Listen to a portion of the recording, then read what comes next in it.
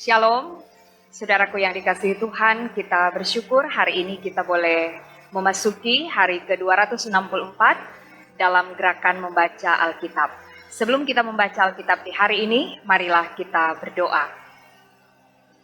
Kami bersyukur dan berterima kasih kepadamu ya Tuhan, karena Engkau berkenan menuntun kami boleh ada di hari ke-264 dalam gerakan membaca Alkitab.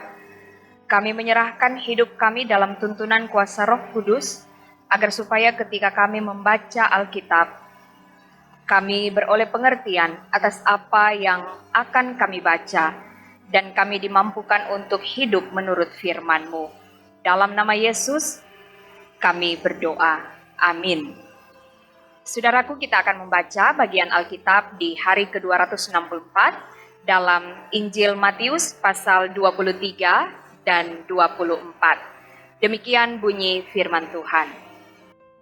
Maka berkatalah Yesus kepada orang banyak dan kepada murid-muridnya katanya, ahli-ahli Taurat dan orang-orang Farisi telah menduduki kursi Musa.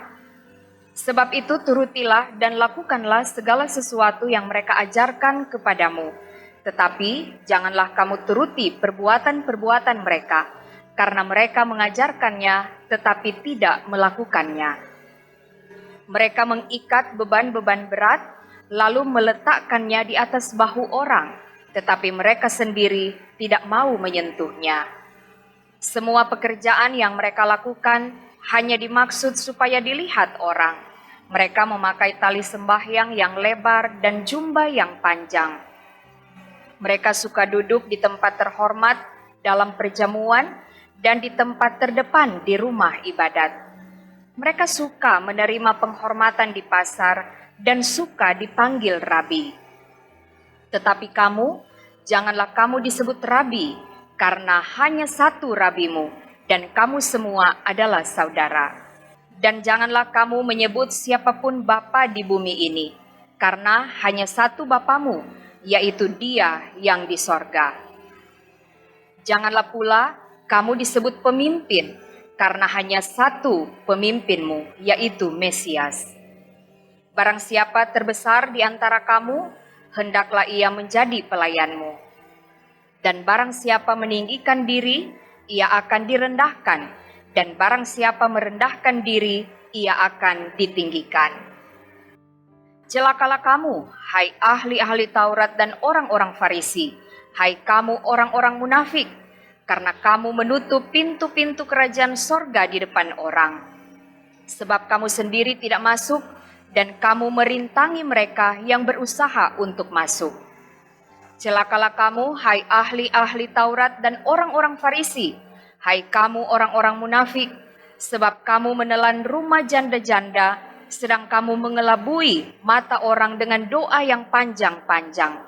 Sebab itu, kamu pasti akan menerima hukuman yang lebih berat.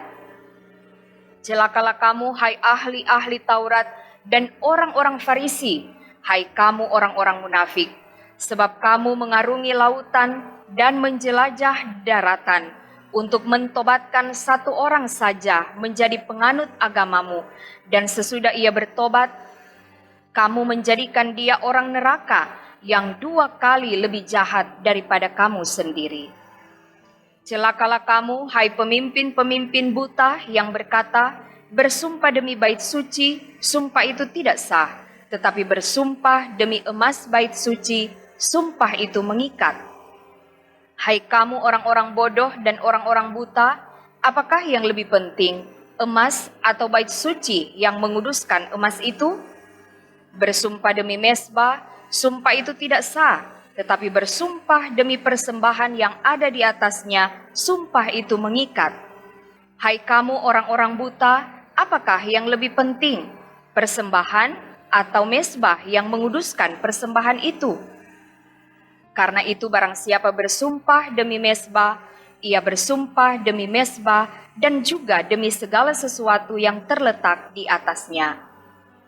Dan barang siapa bersumpah demi bait suci, ia bersumpah demi bait suci dan juga demi Dia yang diam di situ. Dan barang siapa bersumpah demi sorga, ia bersumpah demi tahta Allah dan juga demi Dia yang bersemayam di atasnya. Celakalah kamu, hai ahli-ahli Taurat dan orang-orang Farisi, hai kamu orang-orang munafik, sebab persepuluhan dari selasi, adas manis, dan jintan kamu bayar, tetapi yang terpenting dalam hukum Taurat kamu abaikan, yaitu keadilan dan belas kasihan dan kesetiaan. Yang satu harus dilakukan dan yang lain jangan diabaikan. Hai kamu pemimpin-pemimpin buta, nyamuk kamu tapiskan dari dalam minumanmu, tetapi unta yang di dalamnya kamu telan. Celakalah kamu, hai ahli-ahli Taurat dan orang-orang Farisi, hai kamu orang-orang munafik, sebab cawan dan pinggan kamu bersihkan sebelah luarnya, tetapi di sebelah dalamnya penuh rampasan dan kerakusan. Hai orang Farisi yang buta, bersihkanlah dahulu sebelah dalam cawan itu, maka sebelah luarnya juga akan bersih. Celakalah kamu, hai ahli-ahli Taurat dan orang-orang Farisi, hai kamu orang-orang munafik, sebab kamu sama seperti kuburan yang dilabur putih, yang sebelah luarnya memang bersih tampaknya, tetapi yang sebelah dalamnya penuh tulang belulang dan pelbagai jenis kotoran. Demikian jugalah kamu, di sebelah luar kamu tampaknya benar di mata orang, tetapi di sebelah dalam kamu penuh kemunafikan dan kedurjanaan. Celakalah kamu, hai ahli-ahli Taurat dan orang-orang Farisi, hai kamu orang-orang munafik, sebab kamu membangun makam nabi-nabi dan memperindah tugu orang-orang saleh. Dan berkata, jika kami hidup di zaman nenek moyang kita, tentulah kami tidak ikut dengan mereka dalam pembunuhan nabi-nabi itu. Tetapi dengan demikian kamu bersaksi terhadap diri kamu sendiri bahwa kamu adalah keturunan pembunuh nabi-nabi itu. Jadi, penuhilah juga takaran nenek moyangmu. Hai kamu ular-ular, hai kamu keturunan ular beludak, bagaimanakah mungkin kamu dapat meluputkan diri dari hukuman neraka? Sebab itu lihatlah, aku mengutus kepadamu nabi-nabi, orang-orang bijaksana dan ahli-ahli Taurat. Separuh di antara mereka akan kamu bunuh dan kamu salibkan. Yang lain akan kamu sesah di rumah-rumah ibadatmu dan kamu aniaya dari kota ke kota.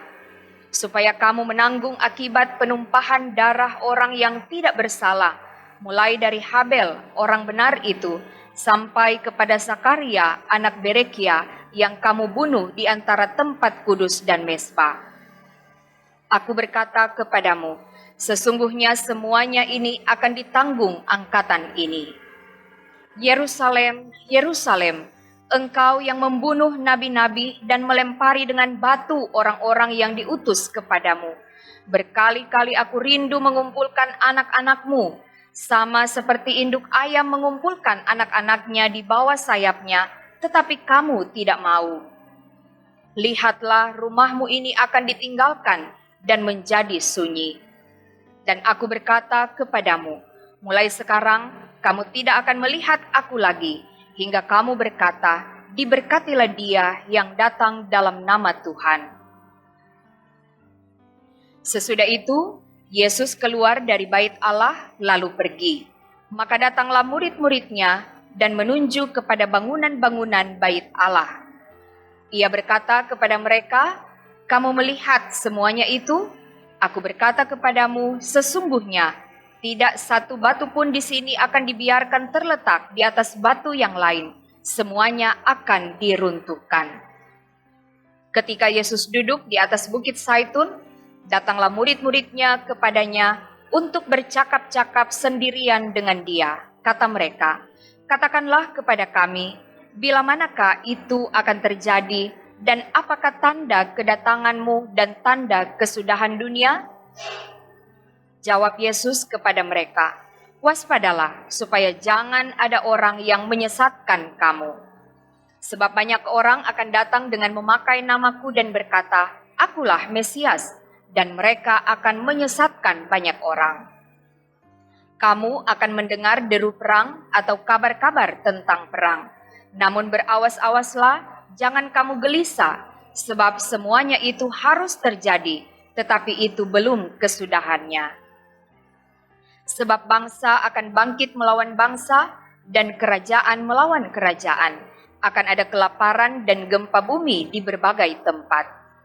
Akan tetapi semuanya itu barulah permulaan penderitaan menjelang zaman baru.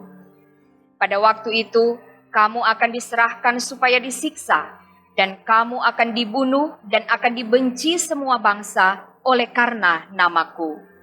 Dan banyak orang akan murtad, dan mereka akan saling menyerahkan dan saling membenci.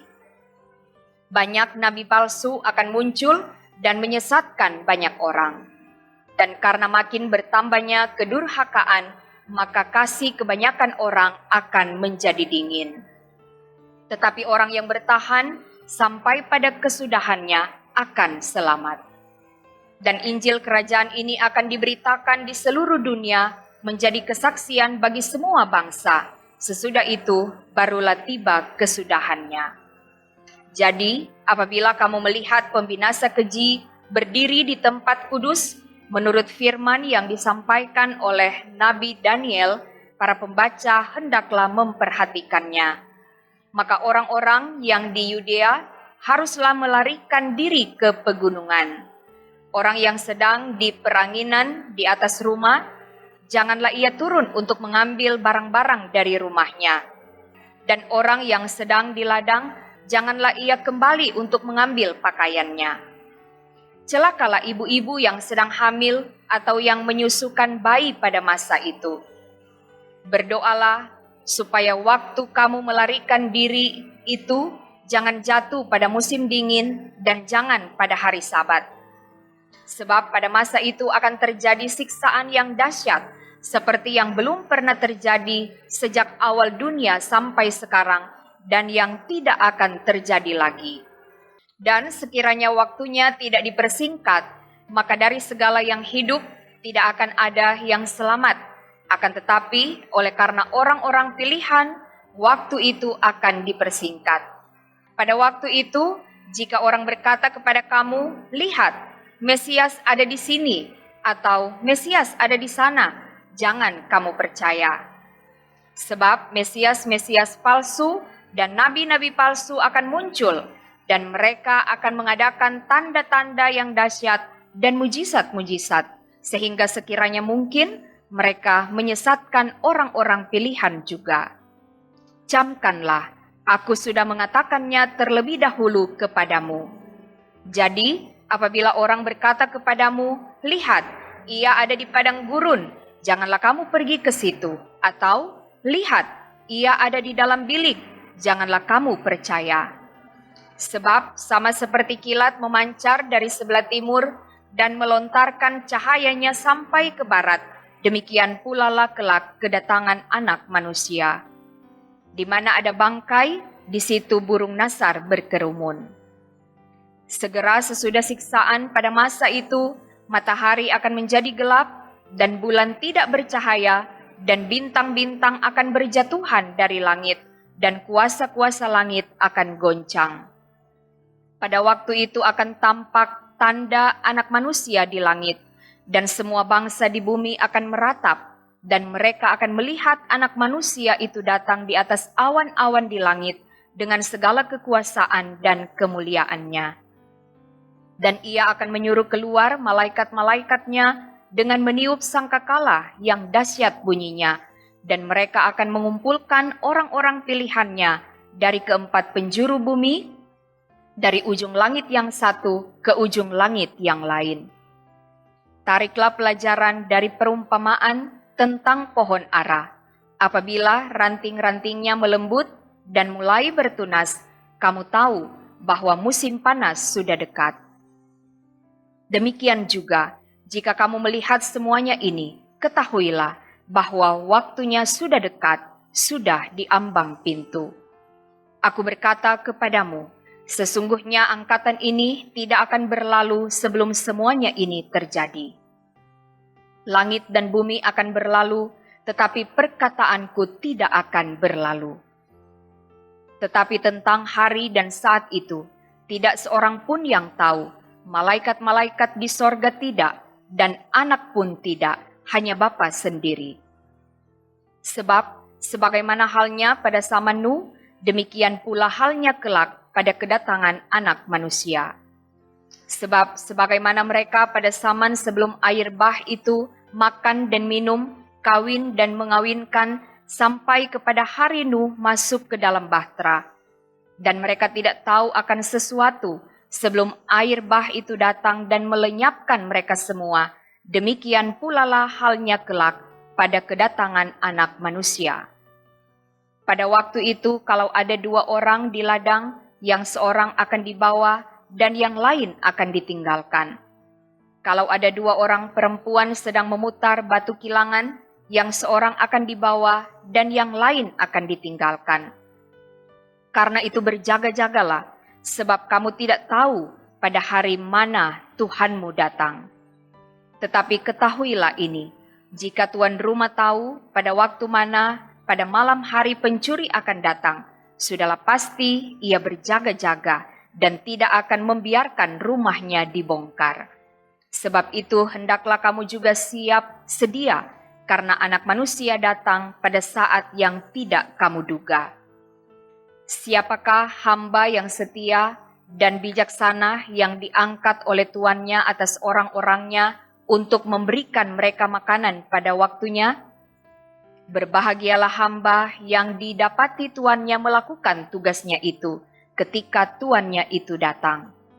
Aku berkata kepadamu, sesungguhnya tuannya itu akan mengangkat dia menjadi pengawas segala miliknya. Akan tetapi, apabila hamba itu jahat dan berkata di dalam hatinya, Tuanku tidak datang-datang, lalu ia mulai memukul hamba-hamba lain dan makan minum bersama-sama pemabuk-pemabuk, maka tuan hamba itu akan datang pada hari yang tidak disangkakannya dan pada saat yang tidak diketahuinya, dan akan membunuh dia dan membuat dia senasib dengan orang-orang munafik. Di sanalah akan terdapat ratapan dan kertakan gigi. Demikian pembacaan Alkitab di hari ini. Mari kita berdoa. Terima kasih ya Tuhan atas waktu dan kesempatan di hari ini kami boleh membaca Alkitab. Biarlah kami akan selalu memberi waktu untuk membaca Alkitab setiap hari, dan kami dimampukan untuk melakukan firman dalam kehidupan ini. Diberkati semua yang boleh mengambil bagian dalam gerakan membaca Alkitab di hari ke-264 ini. Biarlah kasih dan kemurahan Tuhan akan selalu menjadi bagian hidup kami semua. Diberkati pelayanan dari Jemaat Gemim Bukit Muria Rike, biarlah boleh menjadi berkat bagi banyak orang. Ini kami Tuhan yang berdoa, bermohon sambil mengucap syukur hanya di dalam nama Tuhan Yesus. Amin. Saudaraku, demikianlah pembacaan Alkitab di hari ke-264. Terima kasih atas waktu yang telah saudara-saudara berikan untuk bersama-sama membaca Alkitab di hari ini. Tuhan Yesus akan selalu memberkati. Shalom.